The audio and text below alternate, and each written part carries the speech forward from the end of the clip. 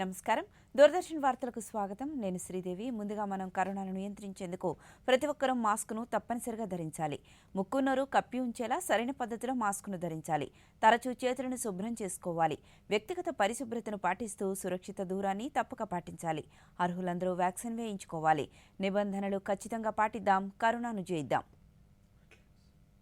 ముందుగా ముఖ్యాంశాలు.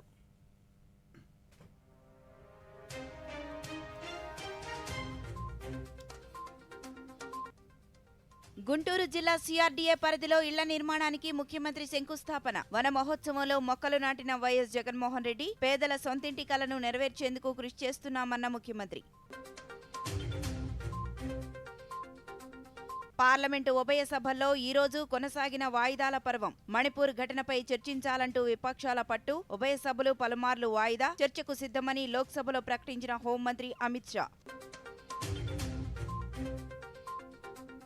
ఈ నెల 29న జాతీయ విద్యా విధానం 3వ వార్షికోత్సవం. జాతీయ విద్యా విధానంపై తిరుపతిలో సమీక్షా సమావేశం. పాల్గొన్న వివిధ విశ్వవిద్యాలయాల వీసీలు. గోదావరి నదికి పెరుగుతున్న వరద ఉధృతి. ధవళేశ్వరం వద్ద 8,98,000 క్యూసెక్కుల నీటిని దిగువకు విడుదల చేస్తున్న అధికారులు. నదీ పరివాహక ప్రాంత ప్రజలు అప్రమత్తంగా ఉండాలన్న రాష్ట్ర విపత్తుల నిర్వహణ సంస్థ.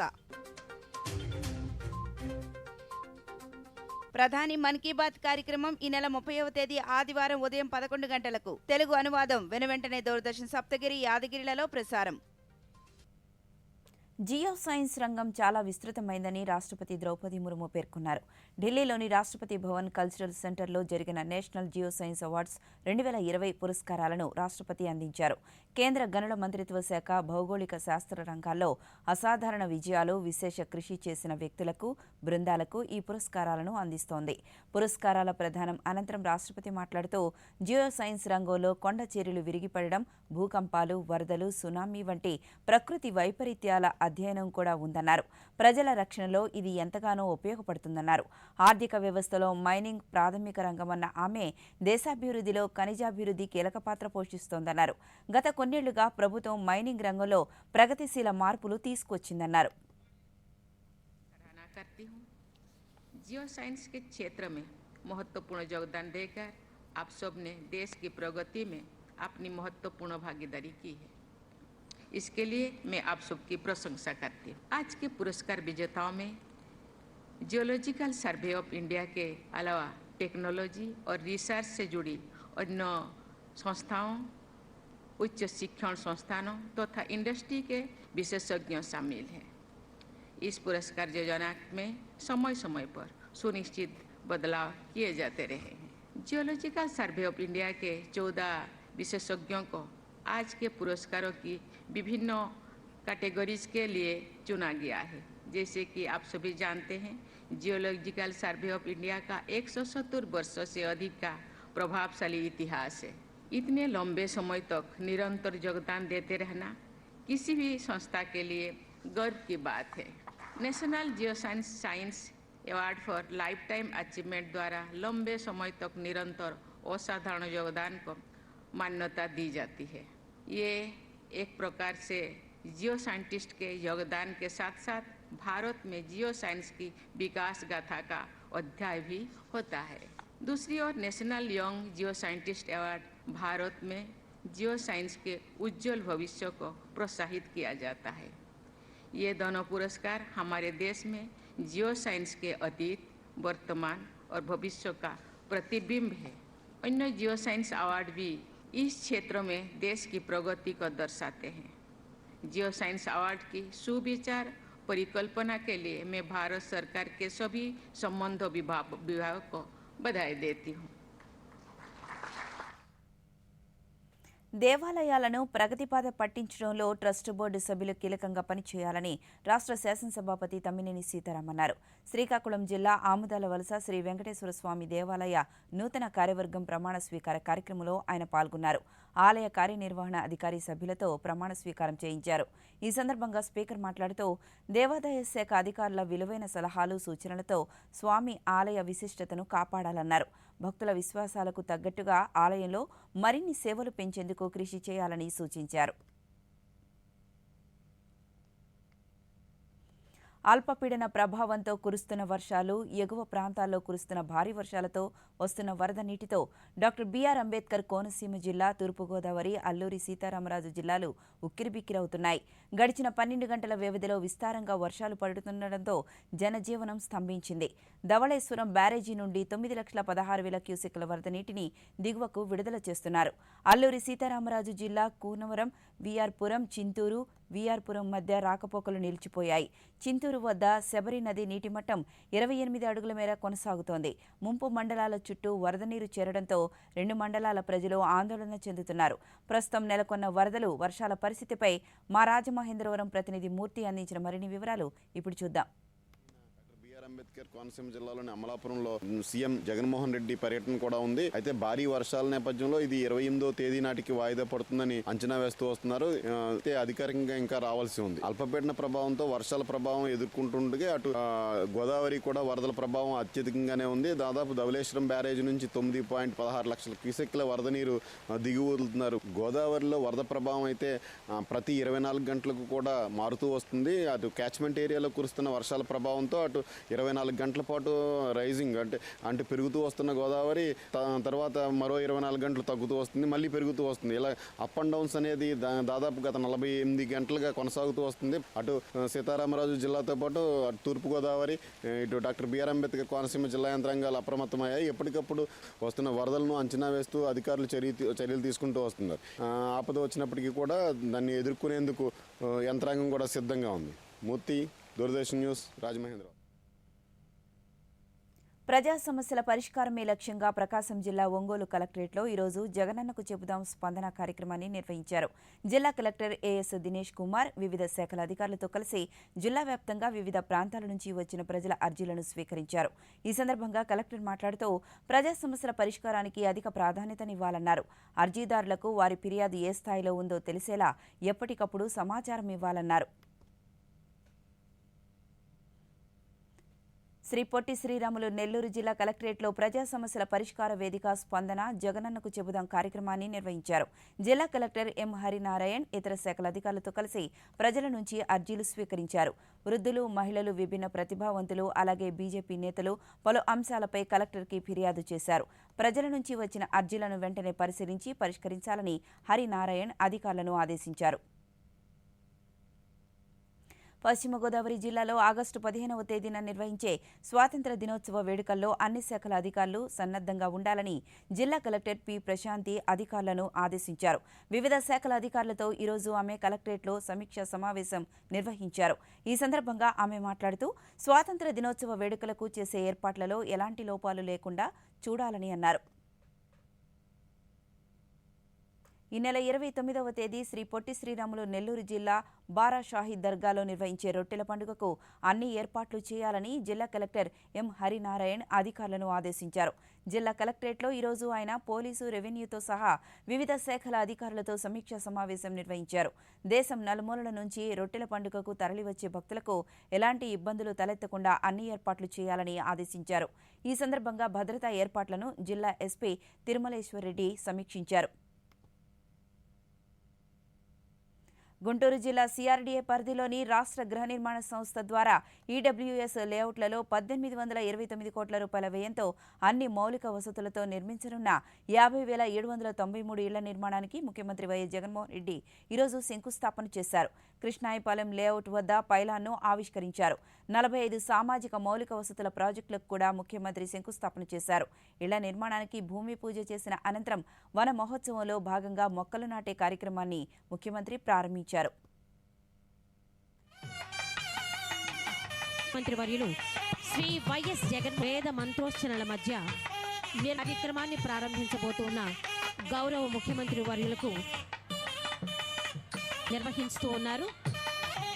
పర్యావరణం కనుక మోడల్ కాలనీలుగా రకరకాల సౌకర్యాలను ఈ ప్రాంతంలో ఉంచే శ్రీ వైఎస్ జగన్మోహన్ రెడ్డి గారు విచ్చేయటం కార్యక్రమం జరగబోయే స్థలానికి విచ్చేయబోతూ ఉన్నారు. ఆంధ్రప్రదేశ్ రాష్ట్ర వ్యాప్తంగా పేదల సొంతింటి కలను నెరవేర్చేందుకు రాష్ట్ర ప్రభుత్వం నిరంతరం కృషి చేస్తోందని ముఖ్యమంత్రి వైఎస్ జగన్మోహన్ రెడ్డి పేర్కొన్నారు. వెంకటపాలెంలో లబ్ధిదారులకు ఇళ్ల పట్టాలను పంపిణీ చేసిన అనంతరం ముఖ్యమంత్రి మాట్లాడుతూ ఈరోజు రాష్ట్ర చరిత్రలో ప్రత్యేకంగా నిలిచిపోయే రోజన్నారు.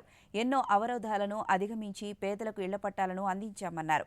పేదల ఇళ్లకు సైతం చంద్రబాబు కొన్ని వార్తాపత్రికలు అడ్డుపడ్డాయన్నారు. ఏకంగా ఇళ్ల నిర్మాణానికి సంబంధించిన అంశాలపై కోర్టులకు వెళ్లారన్నారు. రాష్ట్ర వ్యాప్తంగా 30,75,000 మందికి ఇళ్ల స్థలాలు మంజూరు చేశామన్నారు. 22 లక్షల ఇళ్లు వివిధ నిర్మాణ దశల్లో ఉన్నాయన్నారు. ఒక ప్రత్యేకతగా చరిత్రలో ఎప్పటికీ కూడా నిలిచిపోయే రోజు అవుతుంది. ఈ రోజు పేదల శత్రువులతో ఎంతో సంఘర్షణ తర్వాత ఎన్నెన్నో అవరోధాలను అధిగమించి ఈ రోజు ఈ కార్యక్రమం పేదల విజయంతో ఈ రోజు జరుగుతూ ఉంది ఇక్కడ అని చెప్పి రాష్ట్ర చరిత్రలో ఎప్పుడూ కూడా మిగిలిపోతూ ఉంది.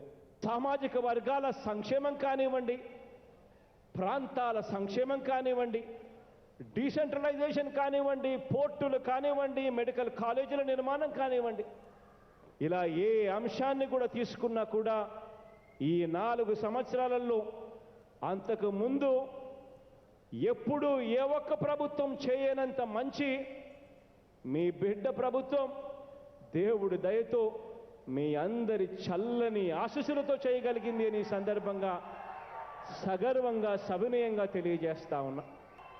ఈరోజు మీరు ఇంటికి వెళ్ళే లోపల మీ అందరి చేతుల్లో కూడా ఇళ్ల మంజూరు పత్రాలను మీ చేతుల్లో పెట్టి మీ చిక్కటి చిరునవ్వులతోనే మిమ్మల్ని అందరినీ కూడా ఇంటికి పంపించే కార్యక్రమం జరుగుతుందని సందర్భంగా సవినయంగా తెలియజేస్తా ఉన్నాను. మంచి చేస్తా ఉన్న మనందరి ప్రభుత్వానికి దేవుడు చల్లని దీవెనలు, మీ అందరి చల్లని ఆశీస్సులు ఎల్లప్పుడూ ఉండాలని, ఇలాంటి మంచి కార్యక్రమాలు ఇంకా ఎక్కువగా జరిగించే అవకాశం దేవుడు ఇవ్వాలని మనసారా కూడా కోరుకుంటూ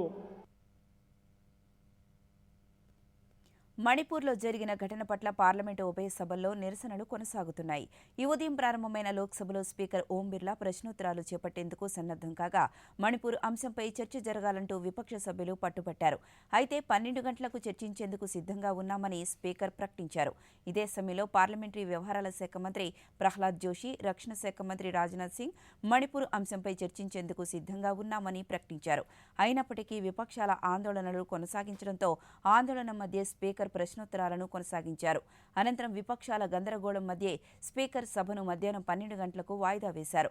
వాయిదా అనంతరం ప్యానెల్ స్పీకర్ రాజేంద్ర అగర్వాల్ సభా కార్యకలాపాలను చేపట్టగా కొద్దిసేపు కార్యకలాపాలు కొనసాగినప్పటికీ సభ్యులు ప్లకార్డులు ప్రదర్శిస్తూ పోడియంను చుట్టుముట్టడంతో సభను 2 గంటల వరకు వాయిదా వేస్తున్నట్లు ప్రకటించారు.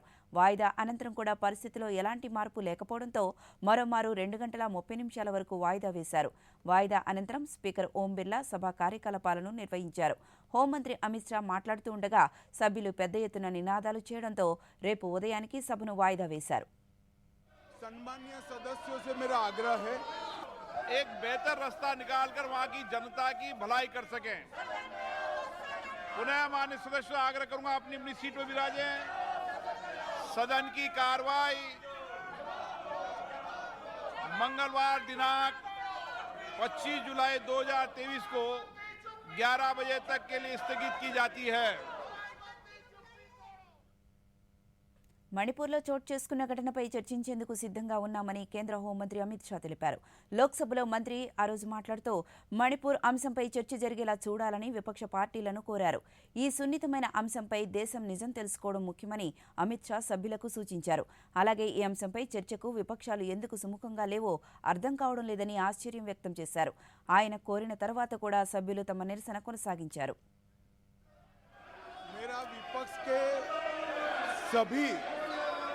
सम्मानीय सदस्यों से मेरा आग्रह है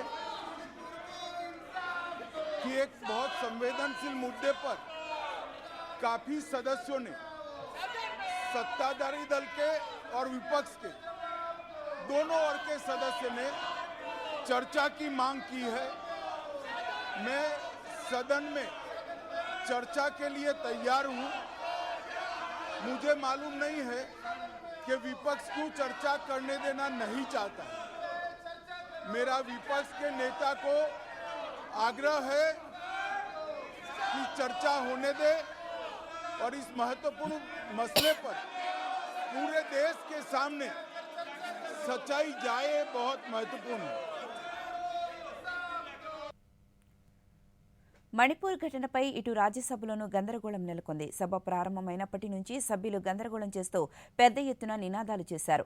దీంతో చైర్మన్ జగదీప్ ధన్ఖడ్ సభా కార్యకలాపాలకు అడ్డు తగులుతూ అనుచిత వ్యాఖ్యలు చేసిన ఆమ్ ఆద్మీ పార్టీ సభ్యులు సంజయ్ సింగ్ను సభ ముగిసే వరకు సస్పెండ్ చేస్తున్నట్లు ప్రకటించారు. అంతకుముందు మణిపూర్ అల్లర్లపై చర్చ జరగాలంటూ విపక్షాలు ఇచ్చిన వాయిదా తీర్మానాన్ని చైర్మన్ తిరస్కరిస్తూ దీనిపై ప్రత్యేక చర్చకు అనుమతిస్తామని స్పష్టం చేశారు. అయితే చర్చ జరగాల్సిందేనని విపక్షాలు పట్టుబట్టడంతో మధ్యాహ్నం 12 గంటలకు వాయిదా వేశారు. వాయిదా అనంతరం ప్రారంభమైన సభలో కూడా పరిస్థితిలో ఎలాంటి మార్పు రాలేదు. సభ మర్యాదలకు విరుద్ధంగా వ్యవహరించిన ఎంపీ సంజయ్ సింగ్ను సస్పెండ్ చేయాల్సిందిగా అధికార పక్షం నుండి పీయూష్ గోయల్ ప్రతిపాదించగా ముజువాణి ఓటుతో సభ ఆమోదించింది. అనంతరం సభను 2 గంటలకు వాయిదా వేశారు. 2 గంటల అనంతరం ప్రారంభమైన సభలో కూడా విపక్ష సభ్యులు ఆందోళనలు కొనసాగించడంతో సభను రేపటికి వాయిదా వేస్తున్నట్లు డిప్యూటీ చైర్మన్ హరివంశ్ నారాయణ్ సింగ్ ప్రకటించారు. For having repeatedly violated directive of the chair, the House approves it. Shri Sanjay Singh is suspended as member during the entire session of this House. माननीय सदस्य श्री संजय सिंह सदन को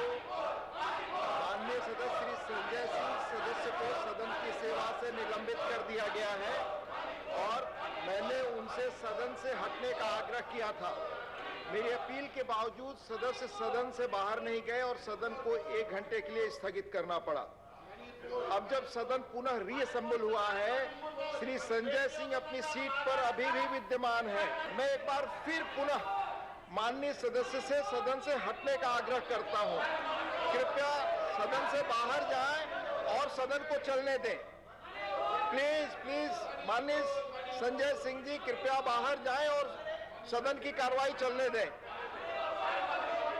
सदन की कार्यवाही मंगलवार दिनांक 25 जुलाई 2023 को पूर्वाह्न 11 बजे तक के लिए स्थगित की जाती है। ఆంధ్రప్రదేశ్లో వెనుకబడిన ఉత్తరాంధ్ర జిల్లాల్లో మంచినీటి కుళాయిలు ఎక్కువ సంఖ్యలో కేటాయించాలని రాజ్యసభ సభ్యులు జీవీఎల్ నరసింహారావు కేంద్రాన్ని కోరారు. రాజ్యసభ ప్రశ్నోత్తరాల సమయంలో ఆయన మాట్లాడుతూ ఆంధ్రప్రదేశ్కు కేంద్ర ప్రభుత్వం ఇచ్చిన మంచినీటి కుళాయిల సంఖ్య రెట్టింపు అయిందని, అయితే విశాఖ, విజయనగరం, శ్రీకాకుళంలో ఈ సంఖ్యను పెంచాలని కేంద్ర మంత్రిని కోరారు. ఇందుకు కేంద్ర జలశక్తి మంత్రి గజేంద్ర సింగ్ షెకావత్ సమాధానమిస్తూ జల జీవన్ మిషన్కు ఆంధ్రప్రదేశ్ ప్రభుత్వ వాటాను సక్రమంగా చెల్లించాలని తెలిపారు. In some districts of Andhra Pradesh, the coverage has improved drastically, but it is still low. I would like to request the minister to focus on north coastal Andhra districts like Visakhapatnam, Srikakulam, Vijayanagaram. So my question is whether there will be a special drive to improve coverage in north coastal Andhra districts. माननीय सभापति महोदय, first I would like to thank honorable member for his kind words of appreciation for the scheme. लेकिन साथ साथ में मैं ये भी कहना चाहता हूँ कि जैसा मैंने अपने पहले प्रश्न के उत्तर में कहा था कि Andhra Pradesh is among the states जहाँ पर परफॉर्मेंस बहुत लो है। मैं सदन के सामने अत्यंत दुख के साथ में कहना चाहता हूँ कि आंध्र प्रदेश एकमात्र ऐसा प्रदेश है जिसमें 2021 के बाद में भारत सरकार के द्वारा जल जीवन मिशन में जो एलोकेशन किया गया है, उस एलोकेशन में एक भी पैसा अभी विड्रॉ नहीं किया है, क्योंकि वो अपनी तरफ से अभी जो है स्टेट शेयर जो उनको देना चाहिए वो 2021-22 का स्टेट शेयर भी नहीं दे पाए। निश्चित रूप से चिंताजनक स्थिति है और हम निरंतर उनके संपर्क में रह करके उनको इस दिशा में प्रगति करने के लिए आवश्यक कार्रवाई करने के लिए बात कह रहे हैं। ఈ నెల 29వ తేదీ జాతీయ విద్యా విధానం 3వ వార్షికోత్సవాన్ని పురస్కరించుకుని తిరుపతిలో జాతీయ విద్యా విధానంపై ఈరోజు సమీక్షా సమావేశం నిర్వహించారు. ఈ కార్యక్రమంలో ఐఐటి తిరుపతి డైరెక్టర్ సత్యనారాయణ, శ్రీ వెంకటేశ్వర విశ్వవిద్యాలయం ఉపకులపతి రాజారెడ్డి, శ్రీ పద్మావతి మహిళా విశ్వవిద్యాలయం ఉపకులపతి భారతి, సంస్కృత విశ్వవిద్యాలయం, కేంద్రీయ విశ్వవిద్యాలయం డిప్యూటీ కమిషనర్ మంజునాథ్ తదితరులు పాల్గొన్నారు.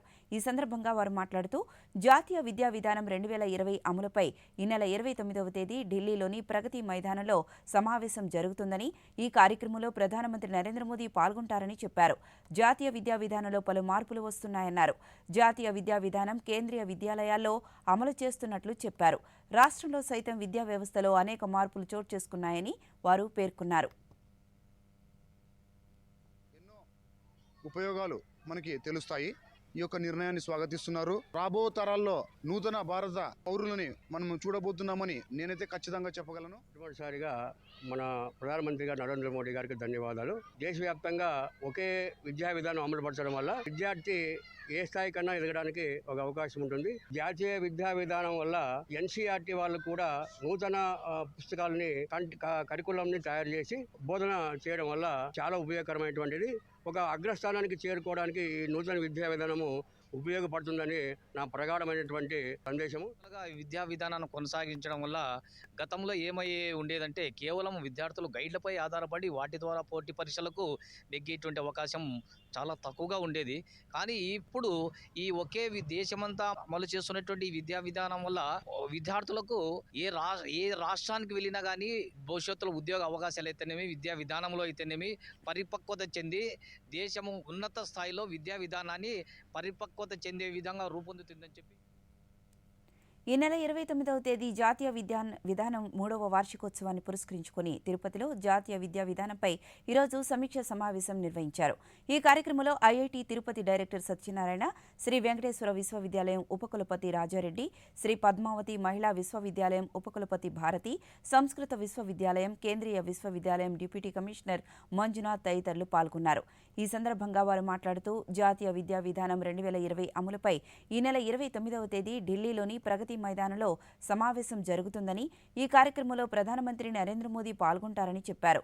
జాతీయ విద్యా విధానంలో పలు మార్పులు వస్తున్నాయన్నారు. జాతీయ విద్యా విధానం కేంద్రీయ విద్యాలయాల్లో అమలు చేస్తున్నట్లు చెప్పారు. రాష్ట్రంలో సైతం విద్యా వ్యవస్థలో అనేక మార్పులు చోటు చేసుకున్నాయని వారు పేర్కొన్నారు.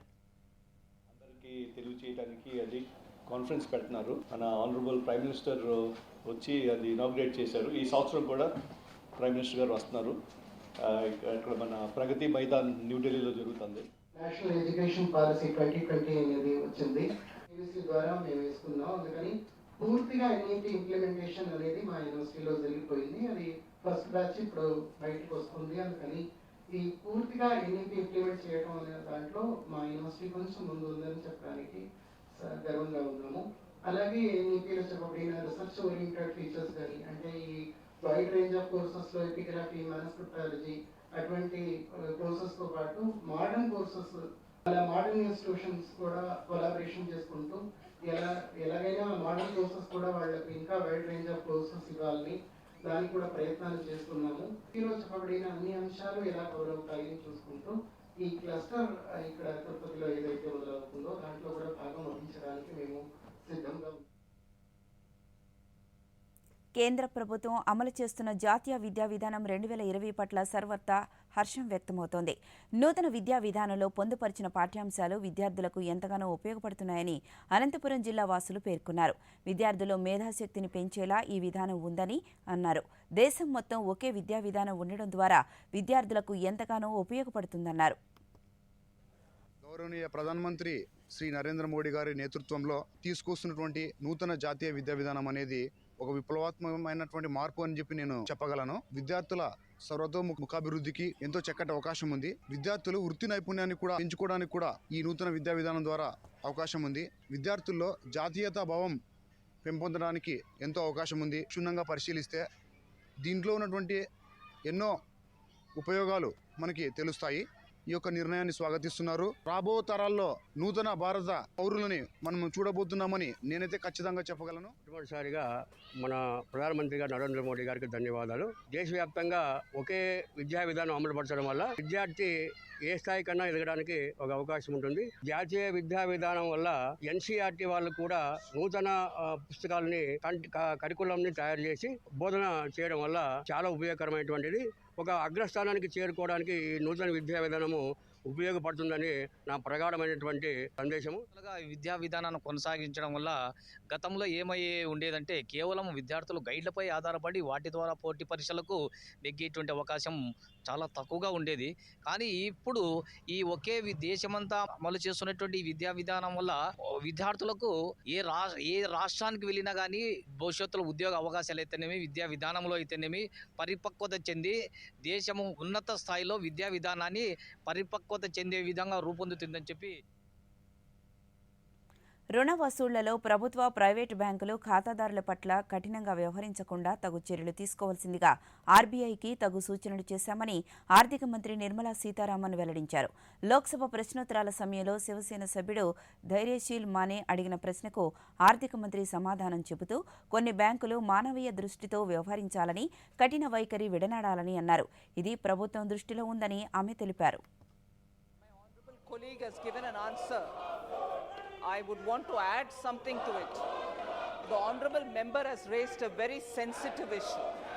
I know I've heard complaints about how very mercilessly the paying back has been followed up by some banks, whether they are public sector banks or private sector banks. The government has made sure through the RBI also to instruct such banks that such harsh steps should not be taken and that they should approach this whole matter with a humanity in mind and sensitivity in mind. That instruction has been given to all the banks, be it private or public. దేశవ్యాప్తంగా పలు రాష్ట్రాల్లో కురుస్తున్న భారీ వర్షాలతో ప్రజలు తీవ్ర ఇబ్బందులు ఎదుర్కొంటున్నారు. నదులు పొంగి పొర్లుతున్నాయి. కేరళ, కోస్టల్ కర్ణాటక, గుజరాత్, మహారాష్ట్ర, గోవాలలో భారీ నుంచి అతి భారీ వర్షాలు కురిసే అవకాశం ఉందని భారత వాతావరణ శాఖ హెచ్చరించింది. మరోవైపు ఆయా ప్రాంతాల్లో రెడ్ అలర్ట్ జారీ చేసింది. ఆంధ్రప్రదేశ్, కొంకణ్, గోవాలలో భారీ నుంచి అతి భారీ వర్షాలు కురుస్తాయని పేర్కొంది. రాగల 3-4 రోజుల్లో ఈ రాష్ట్రాలకు ఆరెంజ్ అలర్ట్ జారీ చేసింది. అలాగే వచ్చే 5 రోజుల్లో అరుణాచల్ ప్రదేశ్, అస్సాం, మేఘాలయలో కూడా భారీ వర్షం కురిసే అవకాశం ఉందని అధికారులు పేర్కొన్నారు. ఎగువ ప్రాంతాల్లో కురుస్తున్న భారీ వర్షాల కారణంగా గోదావరి నదికి వరద ఉధృతి పెరుగుతోంది. ధవళేశ్వరం వద్ద ప్రస్తుతం ఇన్ఫ్లో 8,98,000 క్యూసెక్కుల వరద నీరు వచ్చి చేరుతుండటంతో అంతే మొత్తంలో నీటిని అధికారులు దిగువకు విడుదల చేస్తున్నారు. దీంతో గోదావరి పరివాహక ప్రాంత ప్రజలు అప్రమత్తంగా ఉండాలని రాష్ట్ర విపత్తుల నిర్వహణ సంస్థ managing director doctor BR Ambedkar సూచించారు. నదీ పరివాహక ప్రాంతాల్లో సహాయక చర్యల కోసం 2 ఎన్డీఆర్ఎఫ్, 4 ఎస్డీఆర్ఎఫ్ బృందాలు మోహరించారు.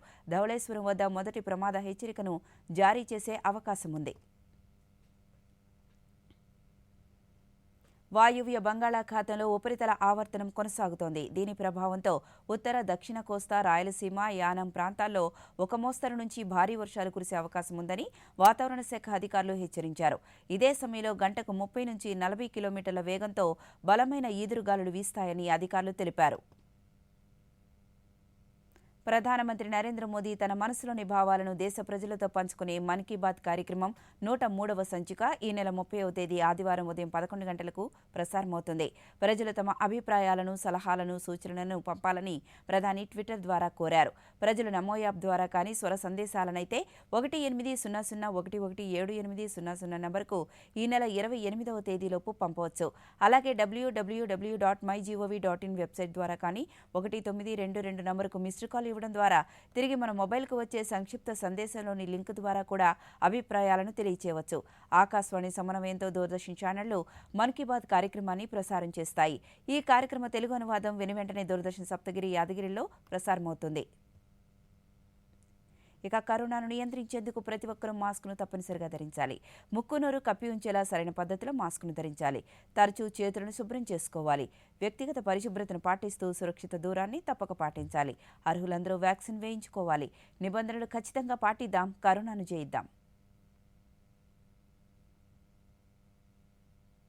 వార్తలు ముగించే ముందు ముఖ్యాంశాలు చూద్దాం.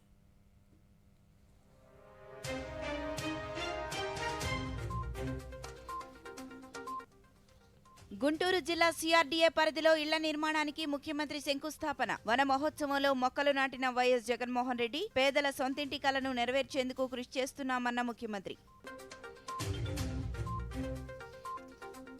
పార్లమెంటు ఉభయ సభల్లో ఈ రోజు కొనసాగిన వాయిదాల పర్వం. మణిపూర్ ఘటనపై చర్చించాలంటూ విపక్షాల పట్టు. ఉభయ సభలు పలుమార్లు వాయిదా. చర్చకు సిద్ధమని లోక్సభలో ప్రకటించిన హోంమంత్రి అమిత్ షా. ఈ నెల 29న జాతీయ విద్యా విధానం 3వ వార్షికోత్సవం. జాతీయ విద్యా విధానంపై తిరుపతిలో సమీక్షా సమావేశం. పాల్గొన్న వివిధ విశ్వవిద్యాలయాల వీసీలు. గోదావరి నదికి పెరుగుతున్న వరద ఉధృతి. ధవళేశ్వరం వద్ద 8,98,000 క్యూసెక్కుల నీటిని దిగువకు విడుదల చేస్తున్న అధికారులు. నదీ పరివాహక ప్రాంత ప్రజలు అప్రమత్తంగా ఉండాలన్న రాష్ట్ర విపత్తుల నిర్వహణ సంస్థ. ప్రధాని మన్ కీ బాత్ కార్యక్రమం ఈ నెల 30వ తేదీ ఆదివారం ఉదయం 11 గంటలకు. తెలుగు అనువాదం వెనువెంటనే దూరదర్శన్ సప్తగిరి, యాదగిరిలలో ప్రసారం. ఈ వార్తలు ఇంతటితో సమాప్తం. నమస్కారం.